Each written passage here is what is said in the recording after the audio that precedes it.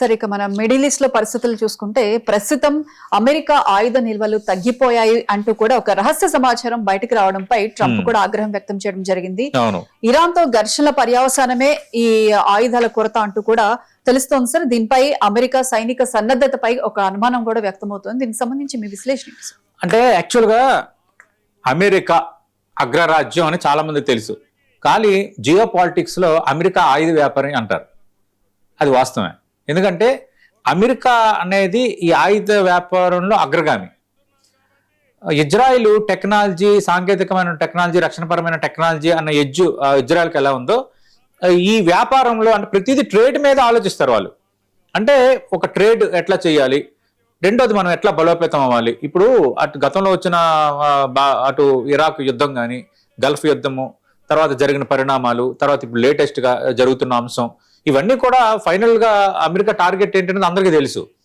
అంటే ఆయిల్ నిల్వలపై ప్రపంచవ్యాప్తంగా తన సత్తా చాటాలి అన్నది ఒక మోడల్. రెండోది ఆయుధాలకు సంబంధించి కూడా ఎప్పటికప్పుడు అత్యాధునిక ఆయుధాలు తయారీ చేయటము, దాంతో మిగతా దేశాలకి దాంతో బేరం కుదుర్చుకోవటం ఒక బిగ్ అని, అంటే వాళ్ళ ఆర్థిక వ్యవస్థ బలోపేతానికి దారితీసే పరిస్థితుల్లో ఇది ఒక చాలా కీలకంగా స్ట్రాటజిక్ గా ఇప్పుడు కూడా అమెరికా భావిస్తుంది. కానీ ఇప్పుడు జరుగుతున్నది ఏంటి, ఆయుధాలు క్షిపణి నిల్వలు తగ్గుతున్నాయి అని. ఎందుకంటే ఇప్పుడు ఇరాన్ తో యుద్ధం ఆగిపోయింది అనుకుంటే మళ్ళీ మళ్ళీ మళ్ళీ చేస్తూనే ఉన్నారు. మనకు తెలుసు, అంతకు ముందు మనం చూస్తే పెంటగాన్ అంటే వాళ్ళ రక్షణకు సంబంధించిన కీలకమైన అంశం. పెంటగాన్ ఒక అపీల్ చేసింది. ఏమని అపీల్ చేసిందంటే, మాకు కొంత మరింత వ్యయాన్ని పెంచాలి, ఇప్పటికే యుద్ధంకి సంబంధించి చాలా వరకు ఖర్చు అయిపోయింది అని. అలాగే దేశంలో అక్కడ ఆర్థిక వ్యవస్థకు సంబంధించి కూడా కొంత ప్రతికూలతలు ఏర్పడుతున్నాయి. ప్రజల్లో కూడా ఒక రకమైన అండర్స్ట్ స్టార్ట్ అవుతుంది.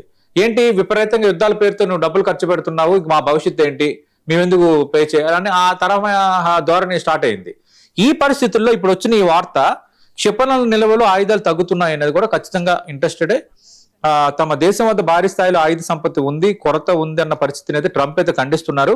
కానీ పశ్చిమాసియాలో ఇరాన్తో గత 5 నెలలుగా కొనసాగుతున్న ఘర్షణలో అమెరికా అధునాతన రక్షణ వ్యవస్థలను పెద్ద ఎత్తున వినియోగించింది. ఈ శత్రు క్షిపణులను అడ్డుకునే పేట్రియాటు, తర్వాత థాడ్ రక్షణ వ్యవస్థలు, సుదూర లక్ష్యాలను ఛేదించే ఆధునిక క్షిపణులు, ఇవన్నీ కూడా భారీగా వినియోగించింది. దీంతో అవి కొన్ని యుద్ధంలో భాగంగా డైల్యూట్ అయిపోయాయి, దెబ్బతిన్నాయి. అలాగే ఆయుధ నిల్వలు కూడా తగ్గాయి అన్నది ఇప్పుడు అమెరికా రక్షణ వర్గాల రిపోర్టు అని అంతర్జాతీయ మీడియా చెబుతోంది. సాధారణంగా ఆయుధాల విషయంలో అమెరికాకు ఇబ్బంది లేదు, అత్యాధునిక ఆయుధాల నిల్వల విషయంలో బెటర్ గానే ఉందని మరికొందరు అంటున్నారు.